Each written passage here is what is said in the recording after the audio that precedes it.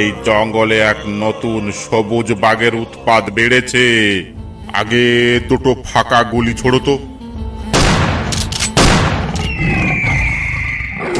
ওই তো বাবা পড়ে আছে, ওই দেখুন স্যার। নবীন, বন্দুক নিয়ে সতর্ক থেকো। বাঘ দেখা মাত্র ঘুম পাড়ানো হাই ডোজের গুলি করবে।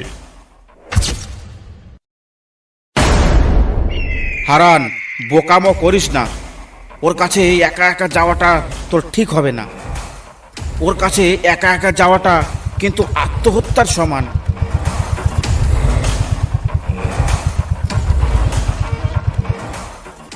এই তুমি ওখানে কি করছো? এক্ষুনি পাড়ে চলে আসো বলছি। জঙ্গলে ঢুকলেই কিন্তু গুলি করব। বেরিয়ে এসো ওখান থেকে, বেরিয়ে এসো বলছি। তোমার হয়তো জানা নেই, সকালে এখানে একজন আর মাথা ছিঁড়ে নিয়েছে, আর একজন আর হাত ছিঁড়ে নিয়েছে, আর একজন এই জঙ্গলে হারিয়ে গেছে। কারণ এই জঙ্গলে এক নতুন সবুজ বাঘের উৎপাত বেড়েছে। জঙ্গলের ভেতরে ঢুকলে আমরাও তোমাকে বাঁচাতে পারবো না। স্যার, সকালে এই জঙ্গলে যে হারিয়ে গেছিল আমি সে। আমরা সকালে জঙ্গলে এসেছিলাম কাঠ কাটতে। আমাদের একজনকে মেরে ফেলেছে ওই বাঘে, আর একজনের হাত ছিঁড়ে নিয়েছে। যার হাত ছিঁড়ে নিয়েছে সে পালিয়ে গেছে, কিন্তু আমি ভয়ে গাছে উঠে পড়েছিলাম, তাই আর পালাতে পারিনি। যে পালিয়ে গিয়েছে সে গ্রামে গিয়ে সবাইকে খবর দিয়েছে। তাই আমার বাবা আর এই ছেলেটা জঙ্গলে খুঁজতে এসেছে আমাকে। কিন্তু ওই বাঘের হাত থেকে এই ছেলেটা বেঁচে গেলেও আমার বাবা আর বাঁচতে পারেনি। একটু দয়া করে আমার সাথে চলুন না জঙ্গলে, দেখি বাবাকে পাওয়া যায় কিনা। এই নবীন বাবু, বন্দুকটা নাও তো। চলো একটু জঙ্গল থেকে দেখে আসি।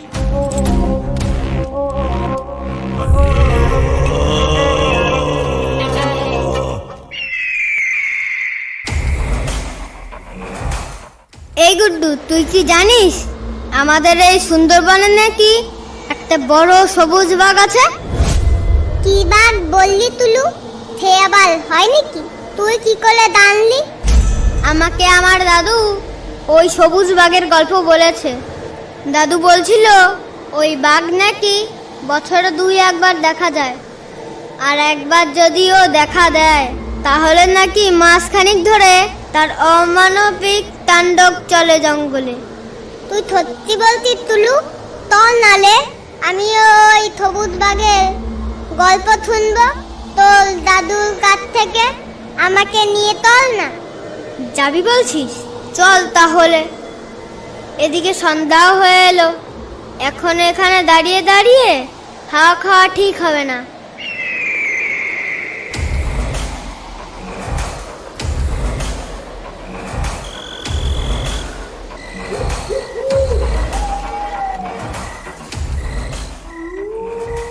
কিরে, তুই এতক্ষণ কোথায় ছিলি রে? দাদু, আমি একটু গেছিলাম নদীর ধারে হাওয়া খেতে। এই সন্ধ্যার সময় নদীর ধারে হাওয়া খেতে গিয়েছিলি? ভাগ্য ভালো তোকে বাঘে খায়নি। সন্ধ্যাবেলা আর কোনোদিন যাবি না ওই নদীর ধারে। আর তোর সঙ্গে এই পুটকাটা আবার কে? দাদু, ও আমার বন্ধু। আমার নাম তুলু। দাদু, তুমি যে বলছিলে আমাদের সুন্দরবনে নাকি একটা সবুজ বাঘ আছে, আমি সে কথা গুড্ডুকে বলেছি। তাই ও তোমার কাছে সবুজ বাঘের গল্প শুনতে এসেছে। চল তাহলে ভেতরে আয়। দুটো মুড়ি খেতে খেতে বলছি তোদের সেই ভয়ঙ্কর সবুজ বাঘের কথা। তপনদা, সর্বনাশ হয়ে গেছে তপনদা। কি হলো? এইভাবে ছুটছিস কেন? কার কি সর্বনাশ হয়েছে? রামু, বাসু আর তোমার ছেলে হরেন জঙ্গলে গিয়েছিল সকালে কাঠ কাটতে। তারা নাকি সেই সবুজ বাঘের সঙ্গে দেখা পেয়েছে। সে কি অলক্ষণের কথা? এবছর আবার সেই সবুজ বাঘ বেরিয়েছে? হায় ভগবান, এবছর আবার কত মানুষ বেঘরে মারা পড়বে কে জানে। এই সুরেশ, ওদের কোনো ক্ষতি হয়নি তো? শুনলাম বাসুর হাত ছিঁড়ে নিয়েছে, আর রামুর মাথা ছিঁড়ে নিয়েছে। আর আমার ছেলে হরেন, হরেনের কি হয়েছে? ও বেঁচে আছে তো, কিন্তু ও কোথায় আছে এখন? সেটা জানি না তপনদা, কিন্তু তপনদা আসল ঘটনাটা কি হয়েছে সেটা জানা যাবে বাসুর বাড়িতে গেলে। এক্ষুনি চল তাহলে বাসুর বাড়ি, গিয়ে একবার দেখে আসি ঘটনাটা আসলে কি।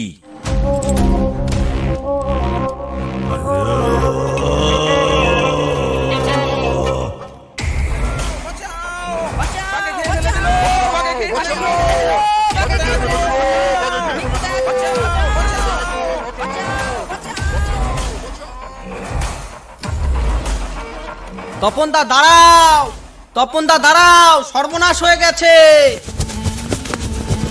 কিরে পলাশ, তোর আবার কি সর্বনাশ হলো? আমার নয় গো তপনদা, এবার আমাদের পুরো গ্রাম শেষ হয়ে যাবে মনে হয়। জঙ্গল থেকে 4-5টা বাঘ ঢুকেছে গ্রামে। জঙ্গলে নাকি আবার সেই সবুজ বাঘের তাণ্ডব শুরু হয়ে গেছে। জঙ্গলের জন্তু জানোয়ার সব ছিঁড়ে পুড়ে খাচ্ছে। সেই ভয়ে বাঘগুলো গ্রামে ঢুকে পড়ছে। এবার এই বাঘের ভয়ে আমরা কোথায় পালাবো? সে কি কথা? তার মানে তো আমাদের এখানে দাঁড়িয়ে থাকা তো নিরাপদ নয়। যখন তখন বাঘ এসে আমাদের উপর ঝাঁপিয়ে পড়তে পারে। আর দেরি করে লাভ নেই তপনদা, তাড়াতাড়ি চলো। বাসুর বাড়িতে তো আমার যেতেই হবে। আমার ছেলেটা কোথায় আছে, কেমন আছে, সেটা তো আগে জানতে হবে। তপনদা, হারানের আবার কি হলো? আর বলিস না পলাশ, সকালবেলায় বাসু আর রামু ডেকে নিয়ে গেছিল হারানকে জঙ্গলে কাঠ কাটতে। এখন শুনছি বাসুরি নাকি হাত ছিঁড়ে নিয়েছে সবুজ বাঘে, আর রামুর নাকি মাথা ছিঁড়ে নিয়ে গেছে সবুজ বাঘে। আর আমাদের হারানের নাকি কোনো খোঁজ নেই। তাহলে তো দেখতে হবে হারান বেঁচে আছে না কোথায় আছে। আর দেরি করে লাভ নেই, চলো সবাই মিলে বাসুর বাড়ি গিয়ে দেখি জঙ্গলে কি ঘটেছিল। তাড়াতাড়ি চলো বাসুর বাড়িতে, আর দেরি করে লাভ নেই তপনদা। হ্যাঁ হ্যাঁ, তাড়াতাড়ি চল।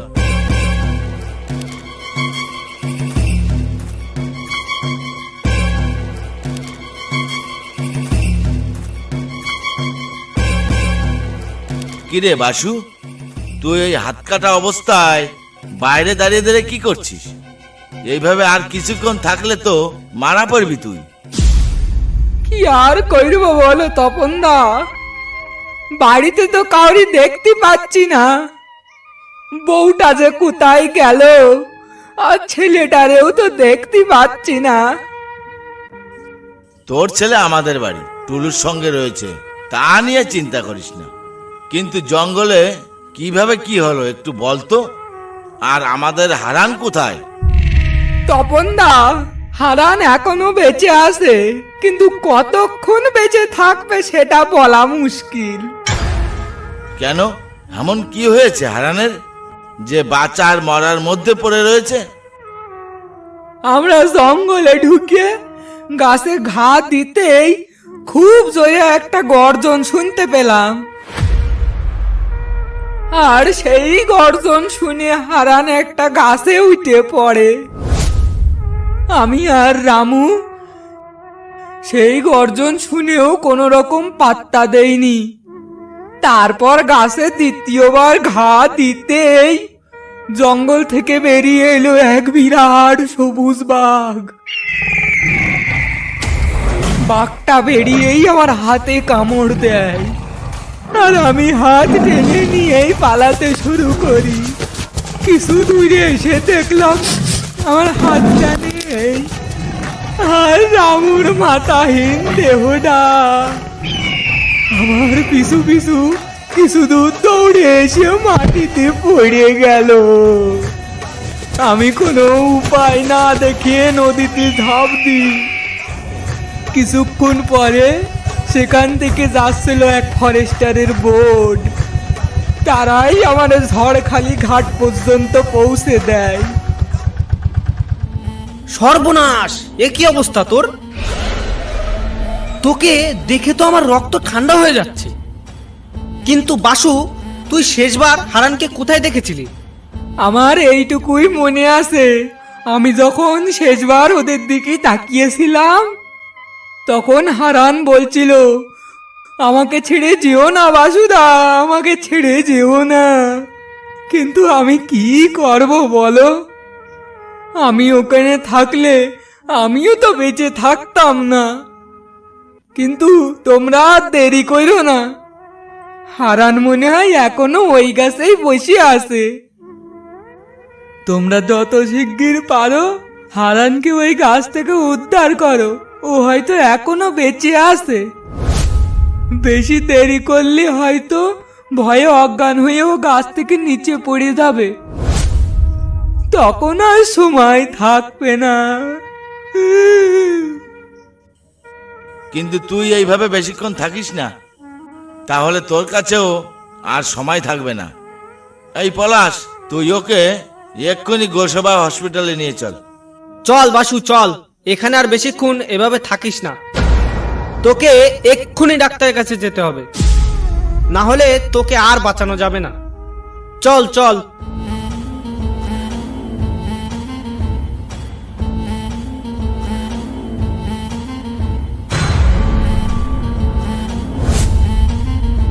সুরেশ, তুই আমার সঙ্গে চল, দেখি হারান কোথায় আছে। তপনদা, তপনদা, তুমি দয়া করে আমাকে ক্ষমা করে দাও, আমি যেতে পারবো না। এত কিছু দেখে আর জেনে শুনে কেউ মৃত্যুর মুখে যায়? তুমি বরং অন্য কাউকে নিয়ে যাও, আমি বাড়ি চলে গেলাম। তাই নাকি? তাহলে তুই যাবি না? তোর বাবা যখন জঙ্গলে বাঘে অ্যাক্সিডেন্ট করে তখন তো কাউকে পাসনি। তোর বাবাকে উদ্ধার করার জন্য আমার কাছেই আসতে হয়েছিল। তখন আমি তোর সঙ্গে গিয়েছিলাম জঙ্গলে। আরে এমন করে বলছো কেন তপনদা? চলো দেখি তাহলে, তাড়াতাড়ি চলো। কিন্তু তপনদা, আমাদের সাবধানে যেতে হবে। এদিকে গায়ের পরিস্থিতিও তেমন ভালো নয়, তারপর আবার জঙ্গলে ওই দানবের উৎপাত, একেবারে যাচ্ছে তাই কাণ্ড। আরে হ্যাঁ, ওসব নিয়ে তুই কিছু ভাবিস না, আমরা সাবধানেই যাব। বেশি কথা না বলে চল।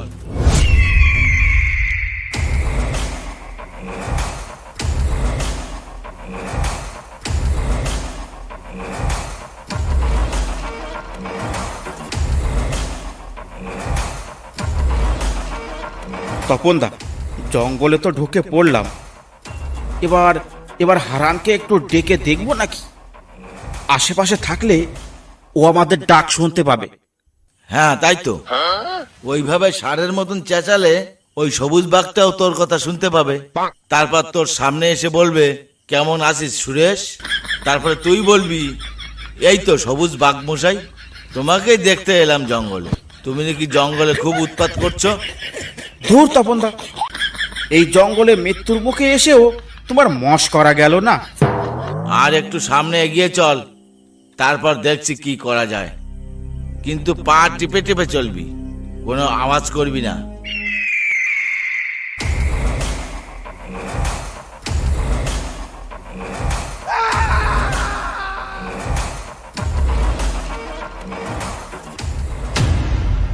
তপনদা, তপনদা, ওটা কি ভূত নাকি? চুপ চুপ চুপ, কথা বলিস না। এটা কোনো ভূত নয়, এটা রামুর মাথা কাটা দেহ।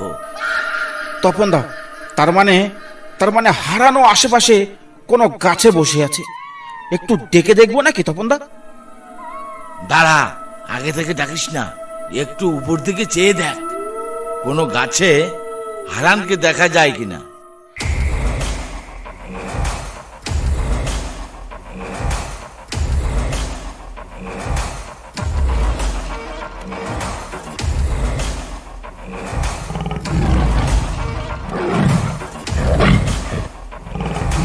তপনদা, গাছের মাথায় সবুজ বাঘ, বাঁচতে চাইলে পালাও, না হলে আজ আর রক্ষা নেই।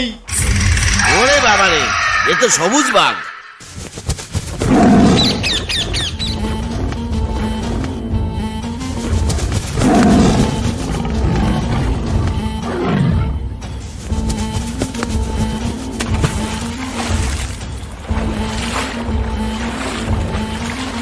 হারান, তুই এখানে? আর বলিস নে সুরেশ, ওই সবুজ বাগের ভয়ে আমি জলে লাফ দিয়েছিলাম কিছুক্ষণ আগে, তাই ভয়ে ডাঙায় উঠতে পারছি না। আর এখান থেকে কোনো নৌকাও যেতে দেখছি না যে তাদের বাঁচাতে বলবো, তাই জলের মধ্যে ডুবে বসে আছি। কিন্তু বাসুর কাছে শুনলাম তুই নাকি কোনো গাছে উঠে বসেছিলি। গাছে উঠেও রক্ষা পাইনি রে সুরেশ, এ দানব গাছে উঠতে পারে। এর হাত থেকে বাঁচার জন্য জলই একমাত্র নিরাপদ জায়গা। কিন্তু তুই একা একা কিভাবে এলি এখানে? আমি একা আসিনি রে হারান, আমাকে তোর বাবা জোর করে নিয়ে এসেছে। বাবা জোর করে নিয়ে এসেছে মানে? বাবা এখন কোথায়? তোর বাবা আর নেই রে, তোকে খুঁজতে খুঁজতে এখানে আসা মাত্র ওই গাছ থেকে ঝাঁপিয়ে পড়েছে তোর বাবার উপরে সেই সবুজ বাঘটা। সে কি কথা? আমি এক্ষুনি যাচ্ছি বাবাকে আনতে।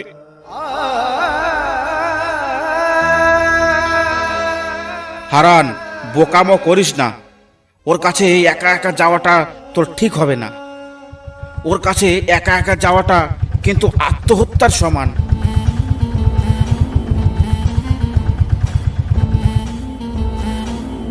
এই এই, তুমি ওখানে কি করছো? এক্ষুনি এক্ষুনি পাড়ে চলে আসো বলছি, জঙ্গলে ঢুকলেই কিন্তু গুলি করব। বেরিয়ে এসো ওখান থেকে, বেরিয়ে এসো বলছি। তোমার হয়তো জানা নেই, সকালে এখানে একজন আর মাথা ছিঁড়ে নিয়েছে, আর একজন আর হাত ছিঁড়ে নিয়েছে, আর একজন এই জঙ্গলে হারিয়ে গেছে। কারণ এই জঙ্গলে এক নতুন সবুজ বাঘের উৎপাত বেড়েছে। জঙ্গলের ভেতরে ঢুকলে আমরাও তোমাকে বাঁচাতে পারবো না। স্যার, সকালে এই জঙ্গলে যে হারিয়ে গেছিল আমি সে। আমরা সকালে জঙ্গলে এসেছিলাম কাঠ কাটতে, আমাদের একজনকে মেরে ফেলেছে ওই বাঘে, আর একজনের হাত ছিঁড়ে নিয়েছে। যার হাত ছিঁড়ে নিয়েছে সে পালিয়ে গেছে, কিন্তু আমি ভয়ে গাছে উঠে পড়েছিলাম, তাই আর পালাতে পারিনি। যে পালিয়ে গিয়েছে সে গ্রামে গিয়ে সবাইকে খবর দিয়েছে, তাই আমার বাবা আর এই ছেলেটা জঙ্গলে খুঁজতে এসেছে আমাকে। কিন্তু ওই বাঘের হাত থেকে এই ছেলেটা বেঁচে গেলেও আমার বাবা আর বাঁচতে পারেনি। একটু দয়া করে আমার সাথে চলুন না জঙ্গলে, দেখি বাবাকে পাওয়া যায় কিনা। এই নবীন বাবু, বন্দুকটা নাও তো, চলো একটু জঙ্গল থেকে দেখে আসি।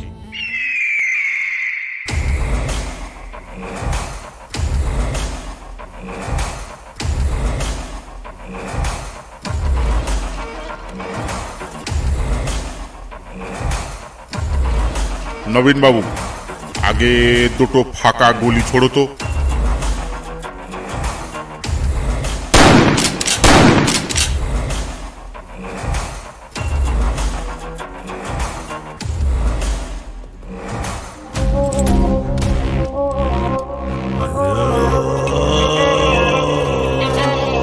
ওই তো বাবা পড়ে আছে, ওই দেখুন স্যার। নবীন, বন্দুক নিয়ে সতর্ক থেকো, বাঘ দেখা মাত্র ঘুম পাড়ানো হাই ডোজের গুলি করবে। আপনি একদম চিন্তা করবেন না স্যার, আমি সতর্ক আছি। আপনারা লাশটা নিয়ে এখান থেকে তাড়াতাড়ি বেরোন দেখি, বাকিটা আমি সামলে নিচ্ছি। এই, তোমরা কেউ লাশটা তুলে আগে আগে চলো। এই নবীন বাবু, তুমি পেছন পেছন থাকো।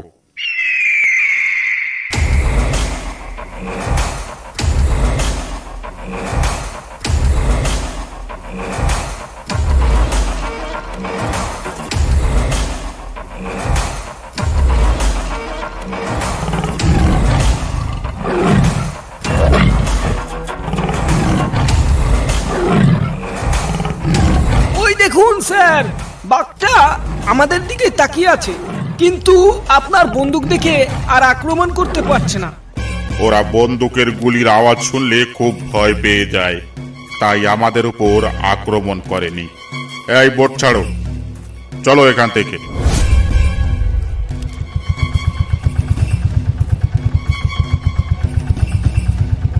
অসংখ্য ধন্যবাদ ভিডিওটা দেখার জন্য। ভিডিওটা ভালো লাগলে একটা লাইক করতে আর একটা সাবস্ক্রাইব করতে ভুলবেন না।